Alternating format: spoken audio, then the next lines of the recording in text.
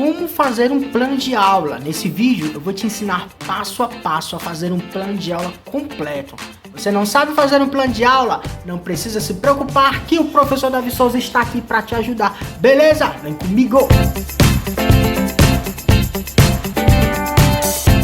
Opa! Professor Davi Souza na área, trazendo mais um vídeo para você. Nesse vídeo nós iremos fazer a parte 3 do nosso plano de aula de língua portuguesa, onde você vai conseguir entender como colocar o nosso plano de aula na prática. A gente já aprendeu a BNCC, a gente já fez a primeira parte, agora nós vamos para a terceira parte do nosso plano de aula, onde a gente vai colocar passo a passo tudo em prática. Tá legal? E nesse momento eu te convido a se inscrever no nosso canal, para você não perder nenhum conhecimento pedagógico destinado a você, professor, destinado a você, estudante, que quer se aperfeiçoar no campo da educação e assim se tornar um profissional aperfeiçoado, melhor e assim alcançar e favorecer o ambiente de aprendizagem. Te convido a deixar o seu like e a também deixar nos comentários perguntas, dúvidas, questionamentos, indagações, para que a gente possa favorecer um ambiente de trocas pedagógicas.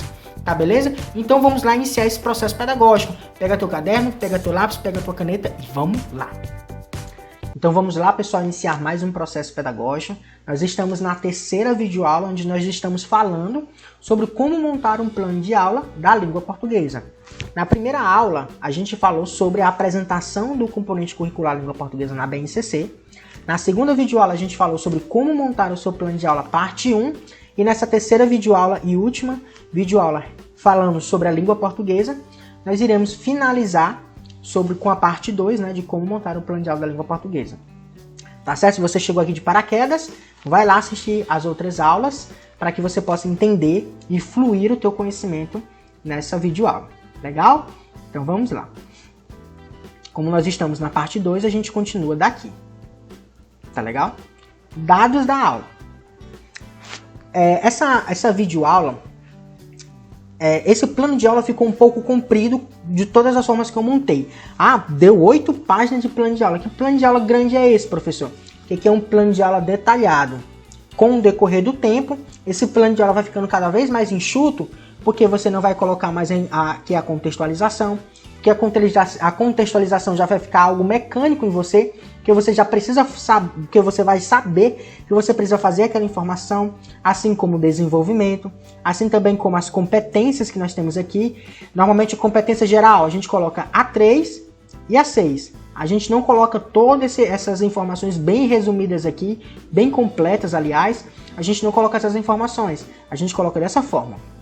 Deixa eu mostrar para você aqui, bem rápido. A gente coloca dessa forma.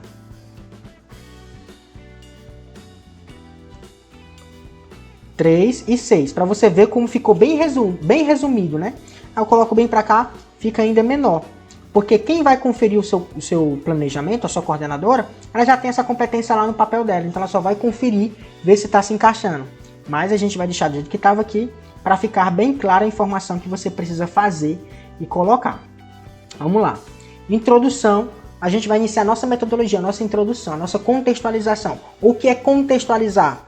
É iniciar a apresentação do conhecimento didático-pedagógico de forma que o aluno consiga compreender aquela informação a partir das suas vivências e assim assimilar o conhecimento pedagógico que a gente vai trabalhar. Os alunos, eles não chegam na sala de aula sem nenhum tipo de vivência, porque eles têm vivência na família, em casa, se eles vão para a igreja, se eles vão para o esporte, no grupo de futebol e por aí vai, no grupo de dança e por aí vai. Vários outros grupos nós encontramos na nossa sociedade. Então ele tem vivências. E é a partir dessas vivências que a gente vai apresentar o nosso conhecimento pedagógico. Ele chegou com vivências, nós linkamos o conhecimento com a vivência que ele tem, para que ele possa assimilar esse conhecimento e colocar esse conhecimento na prática real do conhecimento. Essa é uma teoria muito divulgada sobre o David Ausubel, preparando o ambiente. Através de uma conversação e exemplo dos acontecimentos da atualidade, analisar e refletir acerca do convívio e a participação social de cada pessoa na sociedade, aplicando esse conhecimento na realidade do educando. Essas realidades incluem evento da igreja, festa comemorativa, narrativa de jogo de futebol, modalidade esportiva, filmes, desenhos ou qualquer outras vivências que haja nexo com a atividade. Essa é a nossa contextualização. Se a sua escola não precisa, você tira a contextualização. Mas essa é a contextualização que todo professor faz na prática docente. Ele chega contextualizando para que a informação que ele vai apresentar possa ser muito bem é recebida pelos alunos de acordo com a sua realidade profissional. No caso dos alunos, realidade pessoal. Metodologia de desenvolvimento. A minha estratégia que a gente vai fazer aqui vai ser uma contação de história, a gente vai fazer uma roda de conversa inicial e perguntas introdutórias. Por que eu botei aqui perguntas introdutórias? Porque aqui a gente já inicia o nosso processo avaliativo. Se o aluno está participando, não está participando, o que está acontecendo? E assim a gente vai decorrer a nossa aula. A nossa atividade. A atividade deve começar com a leitura inicial da história de forma individual. Que história é essa? A história do Pinóquio, que a gente já definiu na última aula. Logo após, o professor deve realizar uma contação de história com toda a turma, realizando perguntas problematizadoras sobre o tema, incentivando a participação dos alunos. A atividade deve ser finalizada com a construção individual de um texto descrevendo as principais ideias aprendidas pelos alunos. Primeiro eles vão ler sozinho, depois o professor vai fazer uma contação de história e depois o professor vai fazer, o que os alunos vão fazer? Uma construção individual de um texto descrevendo as principais ideias aprendidas pelos alunos. Então nós temos 3 momentos na nossa atividade. Primeiro momento, primeira parte, o professor dá início à aula retratando sobre o convívio social, que a gente vai falar sobre a história do Pinóquio, e dentro da história do Pinóquio a gente tem vários momentos sociais. Se você não conhece a história do Pinóquio, pausa esse vídeo, vai lá conhecer um pouco da história do Pinóquio para você saber. Mas de forma geral, existia um homem que ele construía bonecos, só que ele não tinha filhos. Aí ele criou bonecos e pediu às estrelas para que esse menino se tornasse um filho dele. Esse menino se tornou filho dele, aí ele desobedeceu, mentiu, e o nariz dele crescia, e quanto mais mentira ele falava, mais o nariz dele crescia. Aí eles se encontraram em uma situação que foi muito perigosa, só que o Pinóquio assumiu os erros dele, e ele conseguiu uma dádiva, que através das estrelas, né, que era uma fada azul, através dessa fada azul, ali conseguia a vida, se tornou um menino humano. Então essa é a história todinha do Pinóquio. E a gente vai falar sobre as consequências dos erros deles na minha aula, que é sobre a mentira, sobre a desobediência, a importância da escola, a importância de obedecer os pais e por aí vai. E dependendo da sua criatividade, dependendo do seu contexto, você pode aplicar em várias outras relações sociais essa história. Após o processo de introdução, aplicar o conhecimento dos alunos na realidade do conteúdo. Depois da compreensão dos alunos pelo conhecimento introdutório apresentado pelo professor, ele deve explicar como vai ser realizada a leitura do conto, o Pinóquio. Anexo 1. Anexo 1, vamos lá no anexo 1. Anexo 1 fica depois da meu referenciar a história. Tá aqui a história do Pinóquio, coloquei todinho aqui. Eu tenho que colocar a história do Pinóquio no meu plano de aula, eu tenho que colocar assim, sabe por quê? Porque no dia que você faltar, o professor substituto ele precisa saber o que tem que ser feito. Então você coloca aqui a história do Pinóquio. Não, professor, não vou colocar não, que no meu livro didático já tem essa história. Se tem no seu livro didático, você não vai colocar nem anexo 1. Você vai colocar livro de português, página 18 e 19, por exemplo. Tá entendendo? Então vamos lá. Parte 2. O professor deve iniciar a contação de história depois da leitura individual, de forma clara, simples e divertida, levando os alunos a imaginarem toda a história contada. Se possível, passar o vídeo sobre a história após a contação. Se na sua escola, se na sua realidade profissional, você pode utilizar o datashow, o vídeo, o retroprojetor, utilize. Por exemplo, eu vim aqui no YouTube, aqui a história, tá certo? Da onde eu tirei o livro. Eu abri aqui o YouTube e tá aqui o vídeo, ó, Pinóquio. Abri um vídeo aqui, se na sua realidade permite você utilizar vídeos, retroprojetor, você pode utilizar esse recurso didático também, tá certo? Então, tá ali a fonte do vídeo 1. Serão feitas perguntas norteadoras e problematizadoras para a turma como um todo, em vários momentos da aula, a fim de verificar a compreensão dos alunos sobre o assunto abordado, que é o início do nosso processo avaliativo. Nós não vamos avaliar o aluno somente por conta da tarefa, mas também da participação dele. O professor precisa ter sensibilidade de efetivar perguntas problematizadoras a todos os momentos durante a vida, como o que acontecia quando o Pinóquio começava a contar mentiras? Vale a pena contar mentiras? Dificuldades, consequências? Quais foram os problemas que Pinóquio enfrentou quando contava mentiras? O pai de Pinóquio ficava feliz quando ele contava mentiras? Como Pinóquio conseguiu resolver seus problemas? E assim a gente vai fazendo o quê? Ali a nossa interação pedagógica com os nossos alunos. Perguntas problematizadoras, perguntas introdutórias, para que ele possa participar, para que ele possa perder a vergonha e assim participar da nossa aula. E na parte 3, os alunos devem fazer de forma individual um resumo sobre a história apresentada e sobre os valores aprendidos no decorrer do conto, e um desenho simbolizando todos os conhecimentos aprendidos, que é o anexo 2, tá certo? Que é o anexo 2 da nossa atividade que eu coloquei lá embaixo. Conclusão, o professor deve finalizar a aula comentando e aplicando e integrando todos esses conhecimentos na realidade do educando com interdisciplinariedade. Então a minha aula teve 3 momentos. O primeiro foi o quê? Leitura individual. Segundo, contação de história. E terceiro, atividade. E os recursos que a gente vai utilizar no decorrer da nossa aula. Existem os recursos humanos. O que são recursos humanos? São aqueles recursos pessoa a pessoa, que é a estratégia de conservação, discussão e socialização. Recursos didáticos são aqueles recursos que vão fazer com que as minhas habilidades como professor sejam potencializadas, que é o vídeo retroprojetor ou TV, notebook ou computador. Como vou utilizar um vídeo, vou utilizar o vídeo retroprojetor ou TV. Materiais, caderno, lápis, caneta, papel e tantos outros materiais, objetos que a gente vai utilizar. E a nossa avaliação, que é um momento muito importante. Todo final de aula existe processo de avaliação. A avaliação não ocorre só no final do bimestre, não é só avaliação bimestral ou avaliação global. Todo momento o professor está avaliando. Fiz 2 momentos, avaliação diagnóstica e formativa.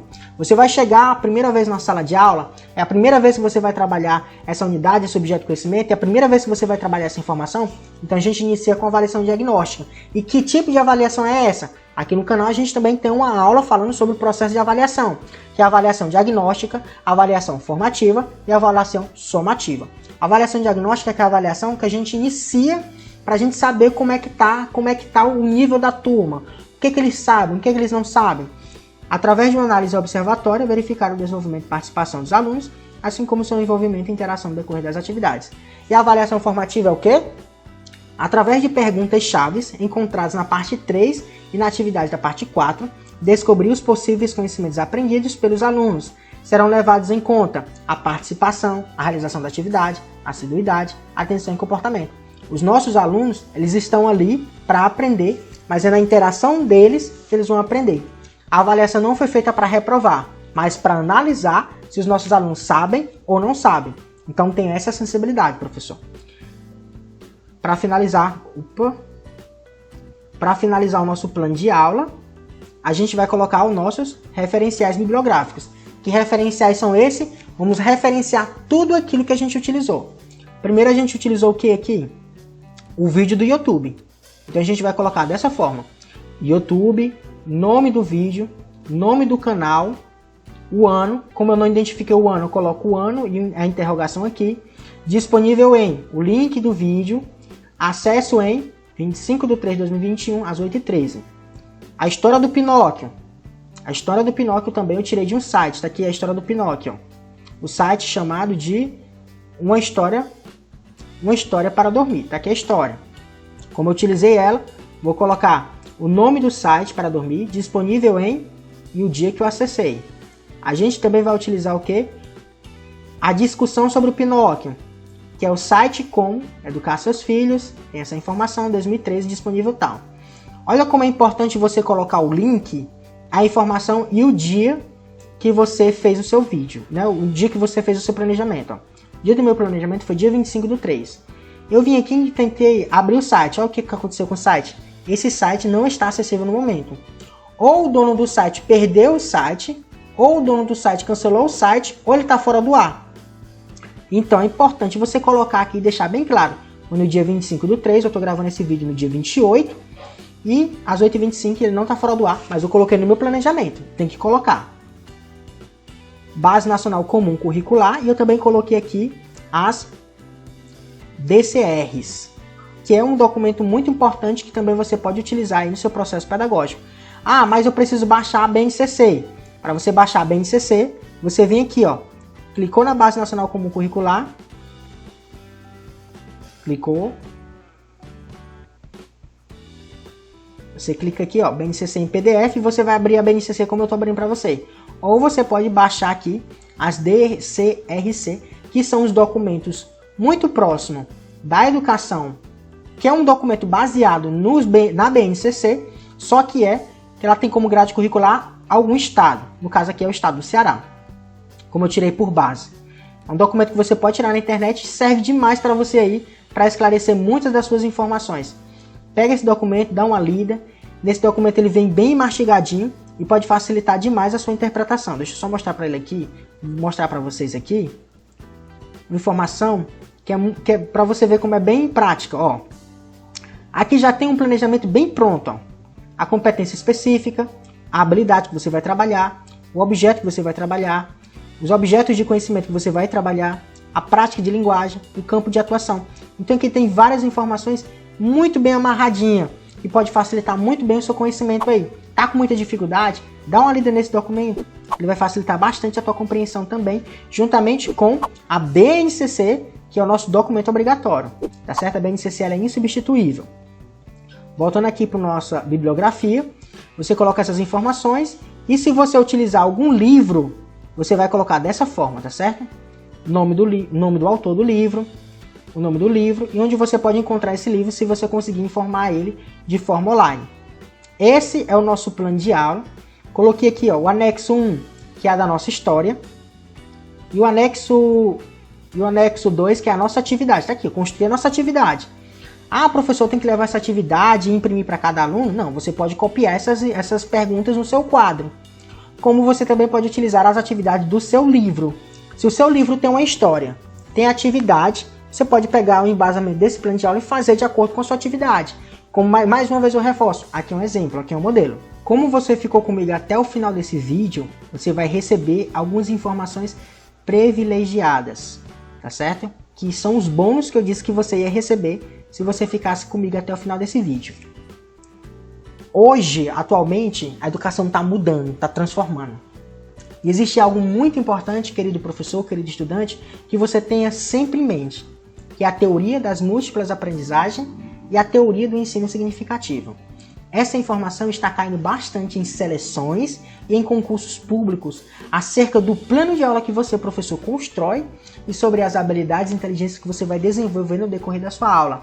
Na minha atividade, a gente vai ter leitura de um conto, a gente vai ter a compreensão de um conto e a escrita também dos valores aprendidos nesse conto. Como a gente vai tratar da linguagem, a gente vai desenvolver a inteligência linguística. Que inteligência é essa?